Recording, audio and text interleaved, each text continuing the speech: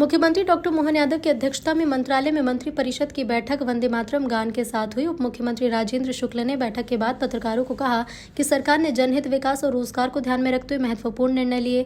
अपर नर्मदा परियोजना, राघवपुर बहुउद्देशीय परियोजना और बसानिया बहुउद्देशीय परियोजना के डूब प्रभावितों के लिए पैकेज को मंजूरी दी गई। परियोजना का लाभ अनूपपुर मंडल और डिंडोरी जिले के प्रभावित क्षेत्रों को मिलेगा। पहले से डूब प्रभावितों के लिए 1656 करोड़ रुपए का मुआवजा है, जबकि कैबिनेट ने अतिरिक्त 1280 करोड़ का विशेष पैकेज स्वीकृत किया। वित्तीय वर्ष 2025-26 के लिए सूचकांक 3 निर्धारित किया गया। योजना के तहत लगभग 3810 कार्यों को पूरा करने की अनुमति दी गई, जिसकी कुल लागत 693 करोड़ होगी। इससे ग्रामीण क्षेत्रों में सड़क और बुनियादी संरचना को मजबूती भी मिलेगी। मुख्यमंत्री डॉक्टर मोहन यादव जी की अध्यक्षता में कैबिनेट की बैठक संपन्न हुई है, जिसमें कई महत्वपूर्ण निर्णय लिए गए हैं।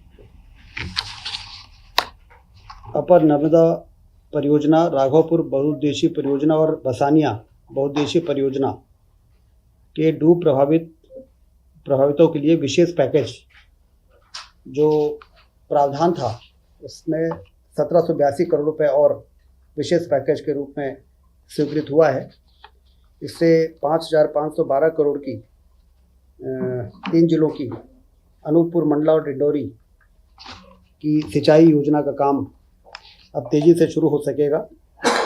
इन तीनों जिलों में 71,967 हेक्टेयर ज़मीन सिंचाई होगी और 125 मेगावाट की बिजली का उत्पादन भी होगा।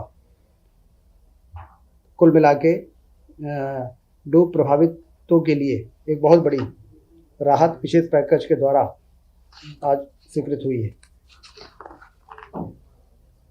मुख्यमंत्री ग्राम सड़क एवं अवसंरचना योजना के सूचकांक को भी 2 से 3 किया गया है। इससे 3810 कार्य जो लगभग 693.76 करोड़ के, अब उनको भी ये जारी हो सकेगा और उनके काम पूरे किए जा सकेंगे। भोपाल और इंदौर मेट्रो रेल परियोजना के संचालन और रखरखाव के लिए राजस्व मद में बजट का प्रस्ताव आज कैबिनेट में लाया गया था। 25-26 के लिए 90.67 करोड़ की राशि का प्रावधान किया गया है, क्योंकि जैसा भारत सरकार के साथ MOU होता है कि आमदनी और व्यय में जो अंतर होता है उसको राज्य शासन को वहन करना पड़ता है। इसलिए चूँकि अभी ये शुरुआत है, आने वाले दिनों में स्टेट बजट पर कम बाहर आए, इसके लिए तो ये परियोजना में काम करने वाले लोग हैं अपने आमदनी के स्रोत को बढ़ाएंगे।